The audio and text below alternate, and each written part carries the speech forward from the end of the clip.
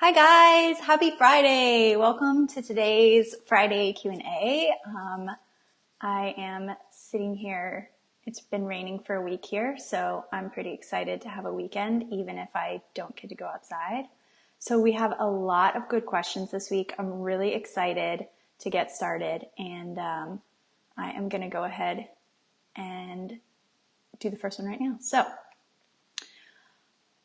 Rebecca and Julianne have been asking me recently what to do when they're limited by the number of products they can add. As you guys know, I constantly recommend that you add items on a regular basis, like once a week, a couple times a month, whatever you can muster, because listing new items gives you a major leg up in Etsy SEO.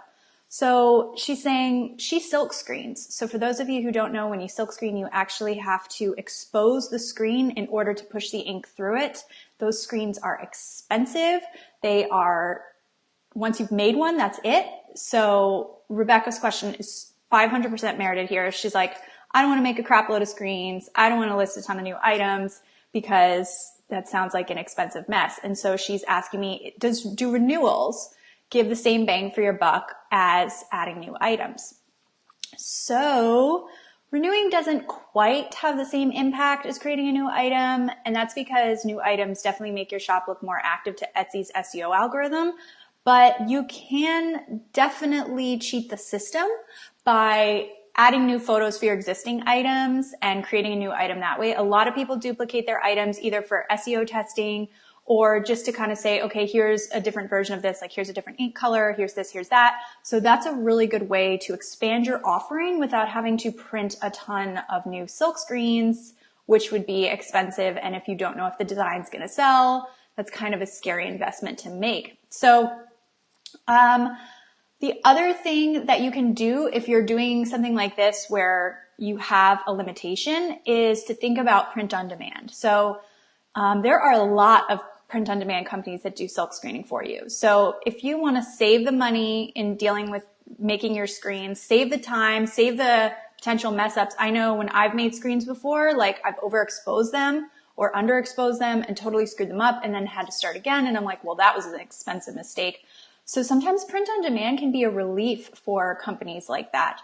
So Printful does it, Printed Mint does it, Print Aura does it. There's a bunch of them. And instead of you having to waste your materials, you can just have them do it for you. Not to mention, you can have a ton of new designs if you've got Print on Demand doing it for you, because they don't print something unless you get an order. So basically, that's what I would advise you to think about in this particular situation. It's definitely one of those things that you can circumvent easily. So keep that in mind if you have limitations. Okay. Next, Sarah wants to start she wants to start a mailing list, not a random one. She wants to create an email landing page to get people to sign up, and she wants to know if there's a way that you can add one to your Etsy shop or some other places that I could suggest. So basically, this is really exciting. A mailing list is a big deal. It's a really great thing to boost your sales. I strongly recommend that everybody have one. And one of the tactics that I use is I put an image at the end of all my listings. So I just make an image that says, want 10% off, check the link below to join the mailing list and get an immediate coupon. You can word it better than that. You could do other things besides 10% off. I do talk about that at length in the tribe, other options to get more people onto your email list. But I'm going to put a link below this video. For those of you who just want to get started like Sarah and just want to get the ball rolling, 10% off is fine to start with. You can always get more advanced as you go. So check out the link below. It'll give you an image that you can essentially download. Hi, Louisa. For your shop so that you can put it in your last image. And if you have a lot of items, do getvella.com, and then you can bulk edit all your items at once and add that description that talks about your mailing list. It gives the link to your landing page, and also it will allow you to add that last image to all your stuff in bulk, so you don't have to spend hours updating that. So the other thing you can do with your emails, because a lot of people are like, I'm not getting a lot from Etsy, putting them on emails. So there's a lot of different places you can do it. Number one, if you have an Instagram account for your shop, post that, hi Gail, email landing page link in your Instagram bio as the link. So be like, want to get great discounts or want to get freebies every month, whatever, then post the link in your Instagram. So make that mailing list landing page the link in your Instagram. Same for Twitter. Make it that link in your bio. Same for your business profile on Pinterest. Make that a link as well. And then you can also promote it on Pinterest by creating a rectangular graphic for your mailing list. I use Canva to create mine, and then just use text to explain what they get on the list and have the graphic link directly to your email page. And you can promote that all over Pinterest like a normal pin. So basically it would be like, want free downloads of XYZ pattern or whatever if you were a knitting pattern shop. Click here to sign up. And that could be what your Pinterest image says. And then you could promote that all over your boards and your tribes and wherever else you could really leverage it a lot of places. Those are all good beginner tactics for getting people on your mailing list. You'll definitely start to see traffic from those different places. And every time you post something on one of those social media networks, it'll get new exposure for that link. So that is definitely a good place to start. Louisa's saying she's done some of these things a few weeks ago, but until now, no one has signed up. So a lot of times if you do have, I just want to show you guys this. If you do have an email list and you're struggling to get people on it and it's just not working, there's two reasons that can happen. One, you're not getting enough traffic to your shop. If that's not the case, then two, it's because your offer isn't enticing enough. You want to make sure your offer is really enticing and people want it. People have seen 10% off a lot before, so sometimes some people are jaded. If I really want something on Etsy and somebody has 10% off, sure, that sounds great. But there are other things that you can offer that are more interesting, like a weekly free digital download, or they can download something that would give them advice. Like, for example, with Louisa, I think you're the vintage shop with the vintage clothing. So you could do like the spring guide to what's hip this season in clothes, or like an outfit guide, or how to make a capsule outfit. And you can sort of create that guide on your website, have it be downloadable, and then have people opt into something a little more interesting. One of the shops that is currently doing this is Hot Knots. So for those of you guys who don't know, Jessica is doing, oh yeah, Louisa, your bag, sorry. Jessica is doing, with her knit pattern shop, she allows people to get on the mailing list to learn how to become a better knitter. So basically, you want free knitting tutorials, become a better knitter, and then I think at the end you even get a free download of one of her patterns. So that's really, really enticing for the customer. And I think she got 500 people, Jessica, correct me if I'm wrong, on her mailing list the first month that she did this.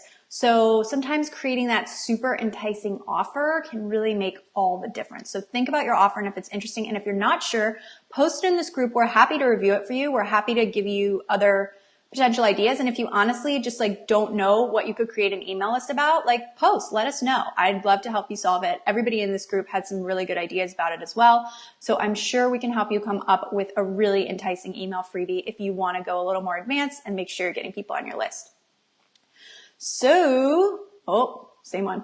Okay. So, we had somebody who posted 2 questions, but they were really, really good. And I really wanted to cover them because I've been hearing them over and over. So, she sells furniture and large items, and obviously she can't get a good photo of these. She's worried about like, how do I make this more interesting? Cause it's not like she can just spruce up the packaging, right? Because it's a piece of furniture.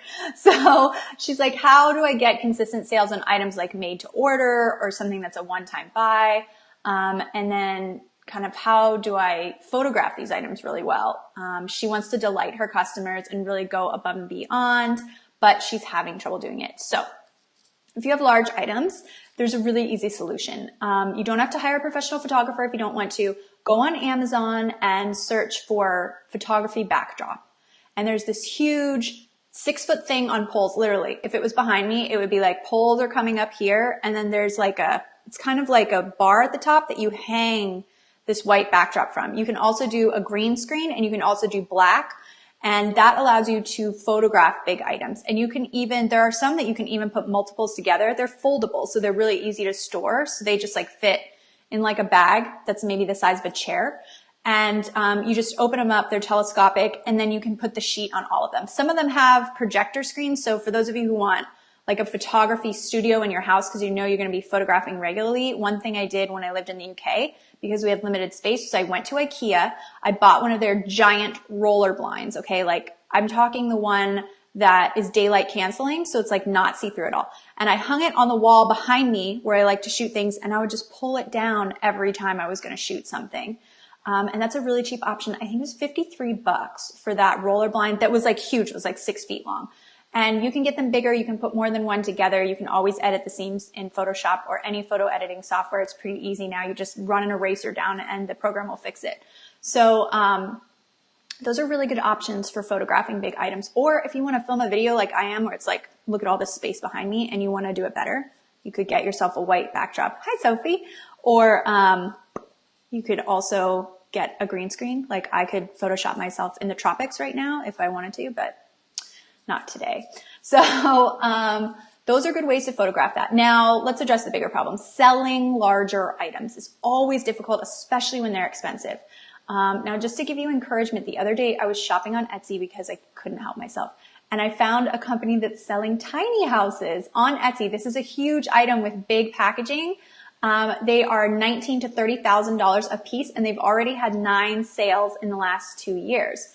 So that's pretty decent income, especially if their supplies are less than half their cost. So, hi Lisa. So it's definitely something like big items do sell on Etsy. You just have to go above and beyond with customer service. A lot of times when I'm selling something expensive, I will actually post some of my best reviews in the description, or I'll make a listing photo with my best reviews, because that way people can see that this item is worth the price. Because when you're looking at something expensive online and you can't touch it, you can't really see it in person, it's scary.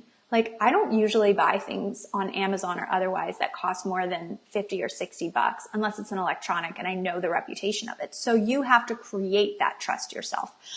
So definitely take some of your best reviews, screenshot them or reformat them and put them in your listing images so that people are seeing it and they're seeing these items are amazing and that they're totally worth it. Now, the other thing you can do, especially certain times of the year, you'll find that there's going to be a dip with these more expensive things. Like, for example, people aren't usually decorating their house in the middle of summer because they're outside. So that's a good time to sell patio furniture. But I often recommend that you open a secondary shop that's easy to take care of. Something with digital downloads, something with something simple and less pricey. And all you need to do is do a little bit of research. There's some great videos in the tribe that are going to show you how to do that research and make sure that what you want to sell in your second shop is going to work, and just use it to fill the gaps during this time of year. Or especially if you're selling expensive items, like you can make a lot of money really quickly and then you just have this lull of like, oh crap, I'm not making any money. And we don't want that. We want you to have more consistent income. So think about filling it in that way. If you have any kinds of skills like that, I would definitely think about supplementing. Okay, so question number 2, she is worried that some of her items are no longer relevant or on trend. She's like, how do I know if I'm even being found in searches? And Louisa, who was just saying her traffic is a little tragic, listen up, because this is what's going to really help you.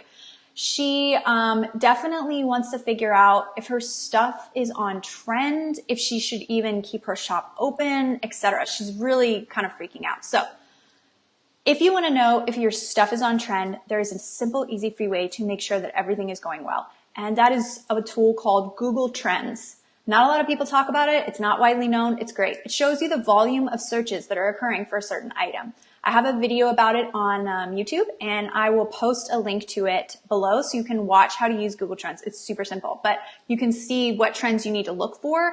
And also you can figure out, oh, you know what? I should really be selling these other items that I also search for. Because sometimes just renaming your item can make a big difference. So I would definitely look at Google Trends if you're worried that your items aren't on, and search your Marmalade tags in Google Trends and see what's coming up, because that's what people are searching for. And if those are not coming up, you need to think about either changing your tags, modifying what you call what you sell so that it is more popular, or potentially moving on to selling something else in your same category that's a little more popular. There's always something that's super popular in every category, like Google mid-century modern furniture. It goes crazy, you know? So try different searches. I'm not saying change what you sell. I'm just saying try different searches. There's always a way around it. There's always different wording. And then if you're worried about potentially, you know, closing your shop or something, what I would say is think about making some of your own items. I know you do one-of-a-kind things and vintage stuff, but I'd love to see you start selling things where multiples are available. And I'd also kind of like to see you have an email list so you can regularly communicate with people, and that kind of allows you to promote and sell your items to a group of people who are already interested without having to wait for Etsy to get their act together for you. So I definitely like to see you do those things to just kind of boost awareness and visibility of your brand and make sure that people know, especially if you're like, let's say you're creating a new piece of furniture, right? And it's going to be really cool. Like, for example, my cat would love a mid-century modern cat bed. Okay. He would love it. That's his taste. And, if you were to film yourself, like making that, put it on YouTube, email people about it. Kind of the other thing is like, what if you sold the plans as a digital download? Cause my husband I would never buy plans, but my husband would be all up on that. And there are people on Etsy who are hardcore DIYers. That's why their craft supplies are such a popular topic. So, if you were to sell that item, let's say you post a video of you making it on YouTube. Let's say you then email people saying you can buy this item or you can buy the plans, and you email people about that. Okay. Now you're going to start to get attention for your items and what you're doing. You're also driving traffic to YouTube. You're driving traffic to Etsy. You're driving traffic to a lot of your different options. So this is a great way to kind of take something that you might think is on the way out, and you can do this with anything, and just kind of give yourself a boost. Sometimes we just rely on Etsy to kind of do it for us, and we all fall into this. Like, I fall into it all the time where I'm just like, oh, I do not have the energy. But the reality is, if you get used to doing the extra credit and just kind of thinking outside of the box with every single thing you create and how you can promote it, just a couple extra steps could make all the difference in the world. So I'd really love to see you try that as well. I really do think, especially in my tiny house example, you could pretty much sell anything on Etsy. Like, I was shocked to see this. I was really proud of them for doing what they did. I was super tempted to buy a tiny house, but that's not going to happen. So, if they can do it, you can do it too. It's just a matter of how you address your promotions and getting exposed to your customers. And there are so many different hacks you can use to make things grow. So try that out. I would love to see you do that. Okay, next. So, Julianne, can you add the same product more than once to Etsy? She says, you take your point about adding new products to Etsy, but she only has so many products. What's the best way to do this? Can I change the thumbnail image, or does it not matter? Okay. You have several options. So I know Julianne's shop. She's the garter girl. She sells wedding garters. I literally was in her shop like the other day. So, one of the things I would say to you is you can change the original listing image and then repost. We all do this for our SEO testing stuff, so it's totally fine. I would just change the tags and the titles so you can get more exposure to a new audience when you relist the same thing, because we want to utilize that copy to get you traffic from over here, where the original is getting you traffic from over here, right? So we want to kind of modify who's seeing that by changing our tags and titles and messing with it. You can use Whatify. You guys can Google search that. They contacted me recently. I've been kind of playing with their app, and it basically cycles through your photos to test and see which one is the most popular and which one customers buy the most. And I would take your top two and maybe try listing those as two separate things and changing the tags and titles. The other thing you can do if you aren't able to kind of make new items is, why not package some things together if you can? So Julianne sells garters.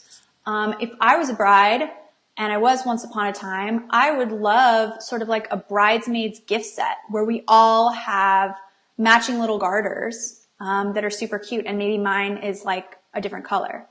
So as the bride. So that could be cool, just like grouping them together. It could get you more money. It could get you into that bridesmaids category that's so popular. It's also a great, will you be my bridesmaid's gift? There's so many things that you could do by combining things in different combinations and orders that would really make a big difference. So kind of try to expand that out a little bit in terms of who you're reaching, and try to combine products together, try to mess with your images, and just try to see what other options you have for tags that you're not using that you could turn your product into something. Because garters are definitely multi-use, and I think you can totally take advantage of that. Anniversary gifts, like there's a million things you could do, and a million tags you could try. And I suggest just testing them. Just test those little things like crazy. Make 5 or 10 of a product in a new category, like will you be my bridesmaids? Make like 10 of those packs. See how they do. I made 3 bridesmaids mugs the other day. They're the top seller in my shop all of a sudden because it's wedding season. Ding, ding. Hint, guys. Do that if you can. Okay. So, Rachel, this is a great question. She has, these zodiac prints for when people were married. And this gave her 12 listings, but she wants to make a physical print of each variation of it. So there's color variations, there's zodiac variations, there's all this crazy stuff. So there's 46 listings. So she could also turn those 12 prints into like 144 listings total. And she's like, oh my God, can I do this? What if customers come to my shop and see this? What should I do? Yeah, I've seen this before, and there's definitely some interesting options surrounding something like this. But what I would do is, before you go spending time making 144 of something, which is a massive, massive time commitment, let's do this. Try doing prints for the signs that are active for the next 5 to 6 months. So the zodiac signs that are active for 3, 4, 5 months. Let's try to print those, because that's what people search for, especially when they're doing anniversary gift, whatever. So let's see how much traction they get if you're just if you're just doing some. And if they start to go really nuts and get a ton of traffic, keep adding more. And if not, you can move on to something else without needing to create 144 of something. The other thing is if you could create variations on the design itself. So people might want to see, the color that goes with their wedding aesthetic if they're using one as like a wedding sign instead of an anniversary gift. And it might kind of give you some insight into what your brides want. If you change the color, if you change the font, if you mess with that. And everybody who does these printables often has a custom listing one where you can make your own and it's twice the price and they can customize it. Stick that in your shop too. Let's see how it does. So whenever you have a product like this and you could create a lot of it and you're like, oh my God, is this worth my time? Is it even going to sell? Definitely think about creating maybe 10 of it, maybe 20 at the most, to see how it does over the next couple of months. So get a little bit of traction on it, see how it's working, see if they're getting views, see if they're getting favorites. And that's kind of telling you what's happening. And if those items start to sell, that's a huge sign that you're on the right track and you need to create more. Okay, so, same one. Okay, Amy.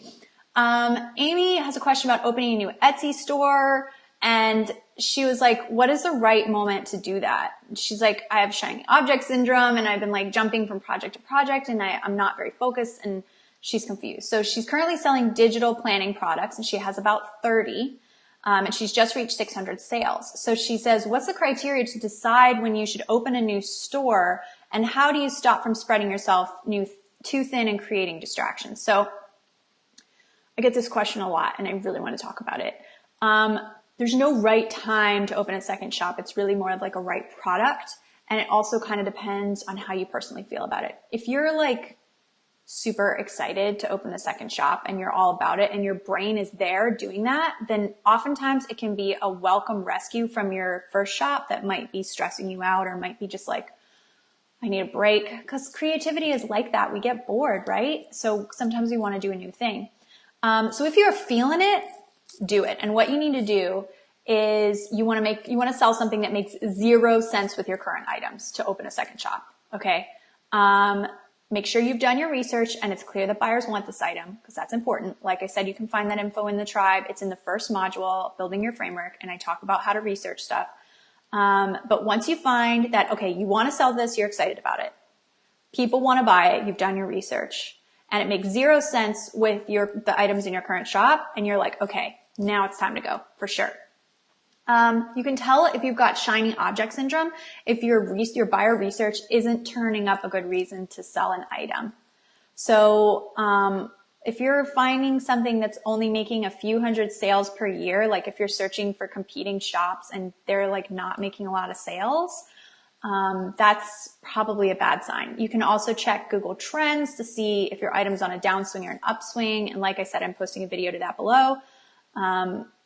But if you're seeing that something's like kind of coming down, like I noticed that searches for like certain things, millennials like unicorns and mermaids are kind of down a little bit, but that doesn't mean that other things aren't up. Like hedgehogs are up, foxes are up. So can really just be a matter of modifying, but you need to use Google Trends to kind of try those out and see what's popular so you can get an idea of what you need to be doing.